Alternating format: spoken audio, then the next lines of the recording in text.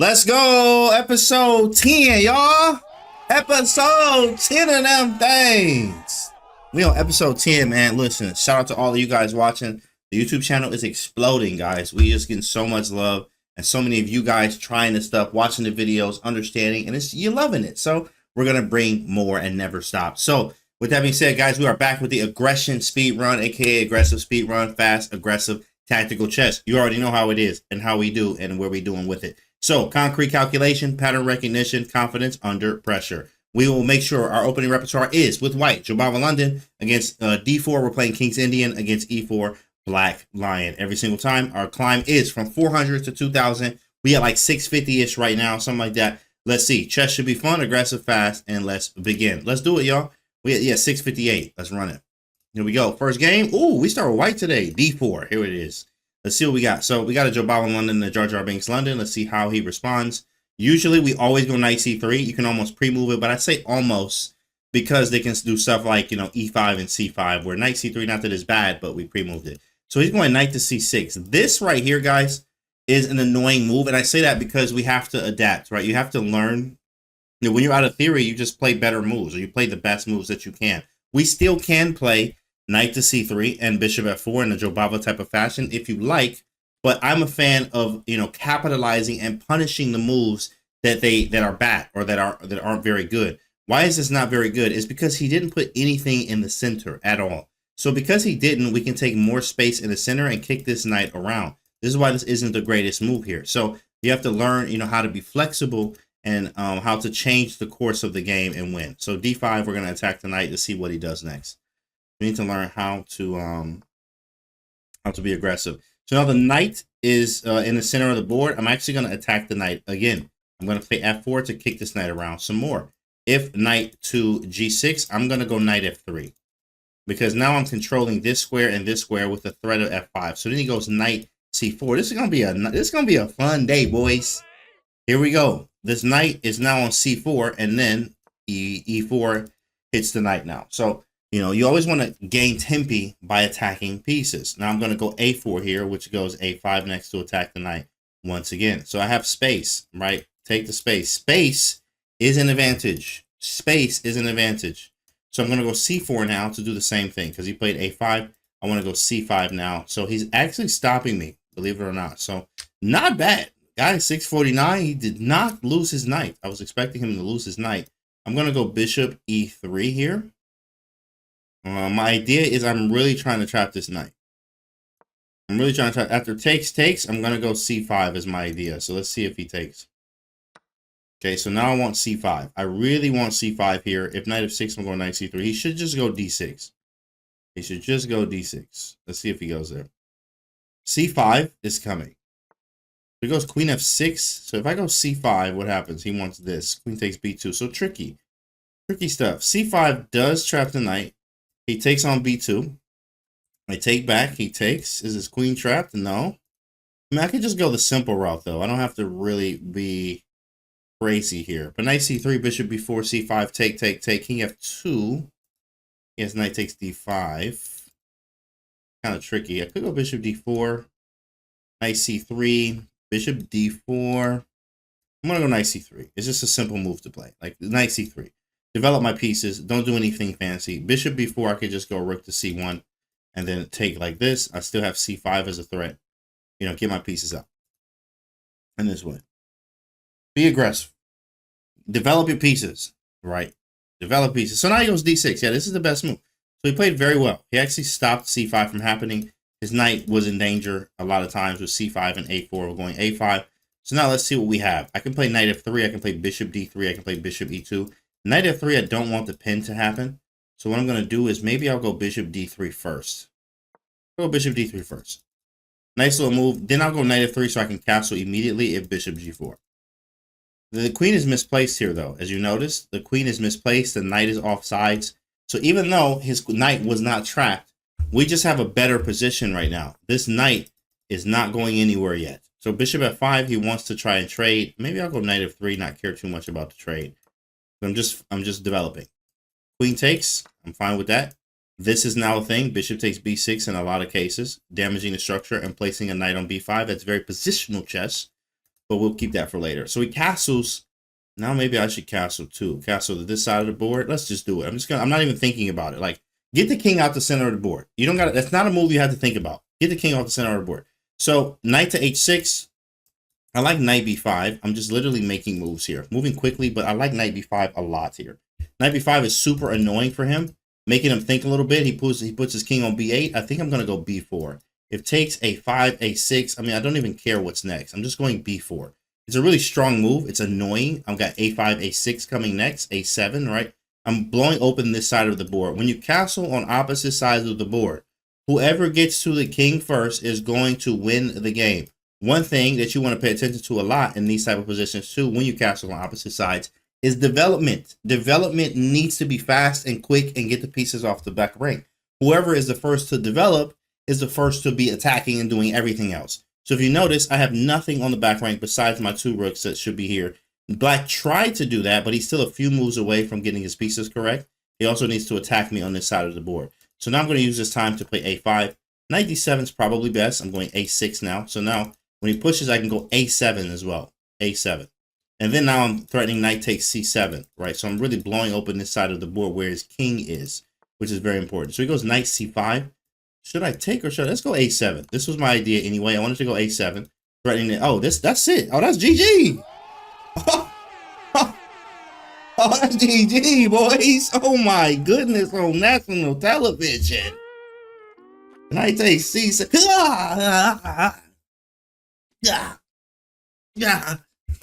There it is. Knight takes c7. And mate, what a mate here. This was very nice, boys and girls. So big thing to understand here is the space, and also what a mate. You know, what a checkmate. We got so many titles that we can use for this one. But yeah, you gotta understand, guys. Let's actually do the game review real quick. Where is it? Okay, game review. Boom. Here we go. And I had an 85% there, so I had 2 mistakes, which was c4 was a mistake, but they wanted bishop e3, and I had another mistake too. So here we go. d4, knight c6. Yeah, offbeat move as the engine's saying over here. Offbeat. But we grab the space because it gives us an advantage. Attack them, right? Don't be afraid to attack. f4, hit the knight. e4, hit the other, hit the knight again with, you know, bishop takes c4 being a thing. Knight moves away, a4, threatening a5. He stops, I go c4. They didn't like that and just said bishop e3 was better. e6, I go bishop e3 now to develop some pieces. Takes. They said they didn't like that. I should have played c5. I didn't like c5 though, because c5 was knight to c4. I didn't like that at all. So takes, queen f6, knight c3, develop a piece. Knight, bishop d3, and knight f3, takes. Castles get out of the way. And then it very easy moves. Knight b5 was strong for me. b4 really strong. Oh, even queen d2 was even stronger. I'm just kind of blitzing through, obviously.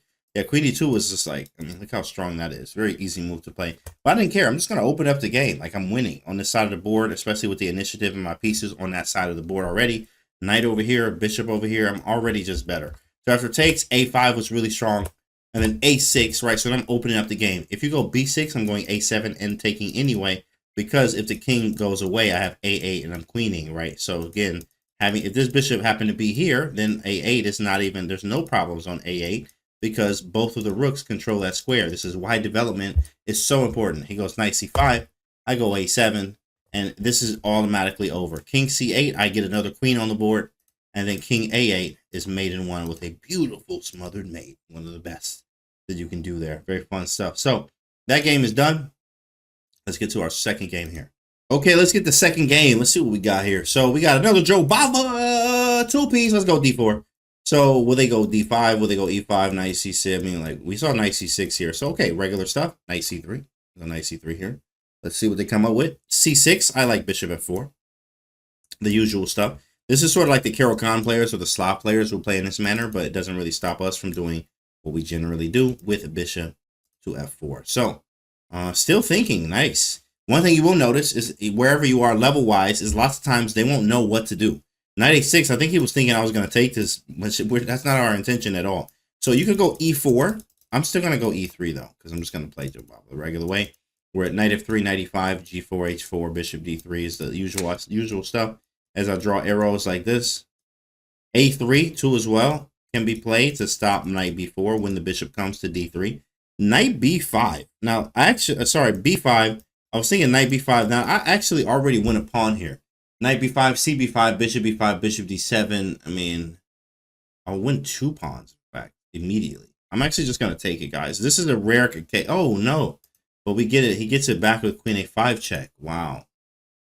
Wow. After sacrificing the piece. Yeah, no, it doesn't work.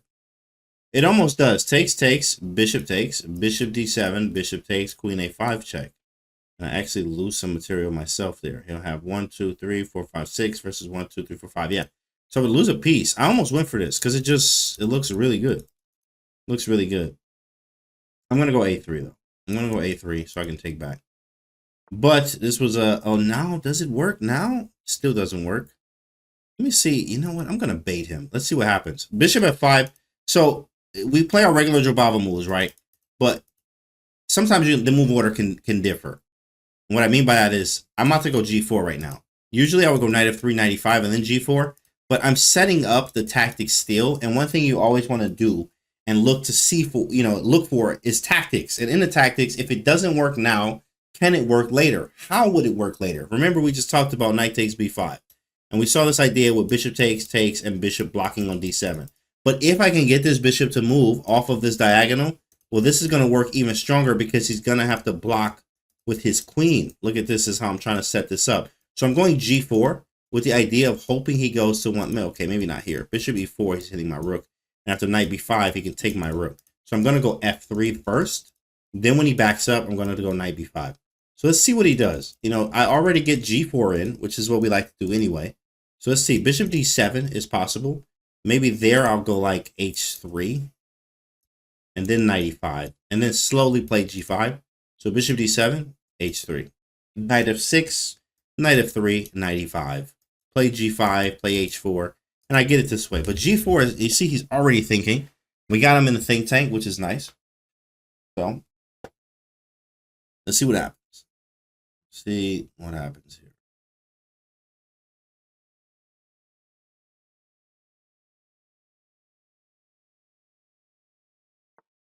Okay, so here we go, guys. We got him.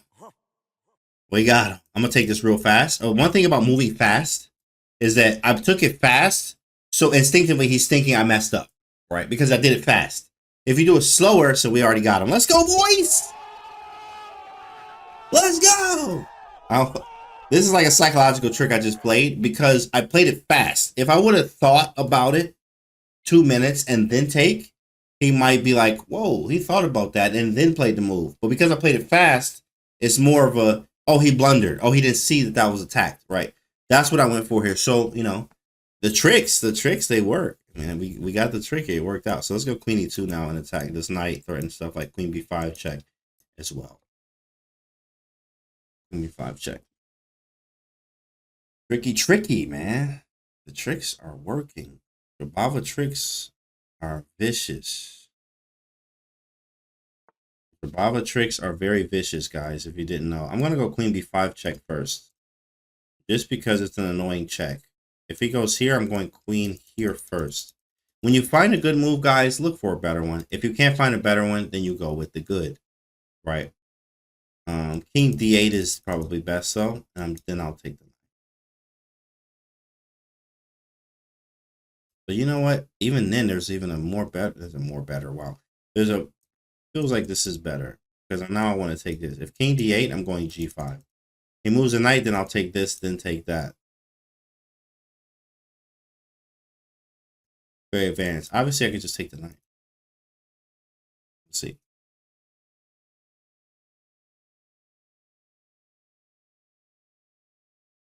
He's thinking about what he wants to do here. Totally normal. He's in a lot of trouble. Being already gone. Again, Jobava tricks work, guys. I'm going to go g5, playing it quickly. Hitting the knight. Yeah, he moves. So he went here. That's nice. That's a good move. So now I'll take the knight. Yeah, I'll take the knight. Bishop e4 is answered with f3. Okay. Do I have anything strong? Nothing. We'll just throw the check in there. Let's just throw it in there. See what he does. It's a light check, as I like to say. Just throw the check in there. just to see what he does. Did we get anything out of that? Let's go h4. I do want to go h5. If takes, there's rook c1. Then bishop check and take.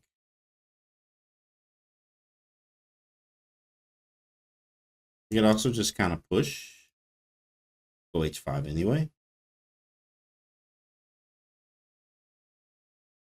Always look for checks, captures, threats. And remember, Jobava tricks. Jobava tricks work.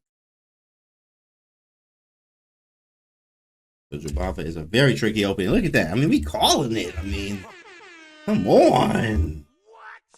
Come on. Now you can try bishop e4, but I'm going to go f3 first. A little pit stop. Take the bishop, then go this. Okay, check. Remove bishop takes knight.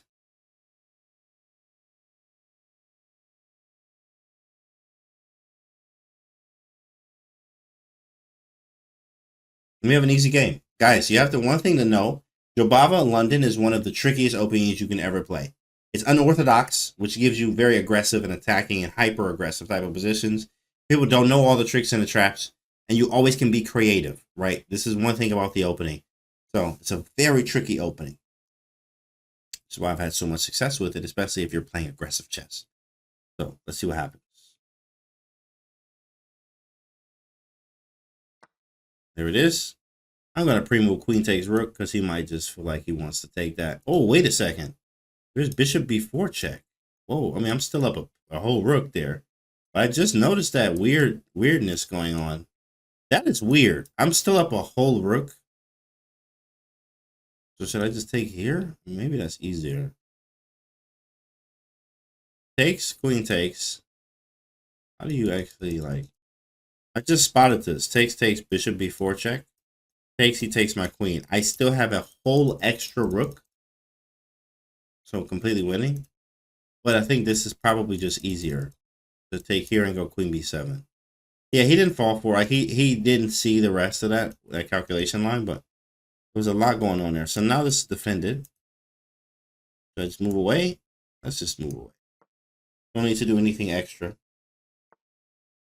I'll take that and then go check and then pre-move here. Nice.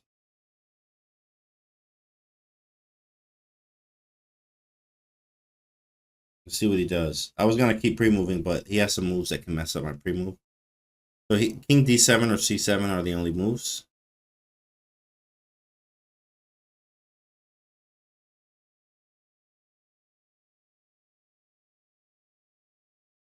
Tricky Jobava once again. There it is. So now I have here, if exactly, I was gonna, if you pre-move this, you would lose. But here though is the move. So now if here we take, and if he goes back, there's mate in one. There's, I mean, two different mates actually. Depends on which one you like.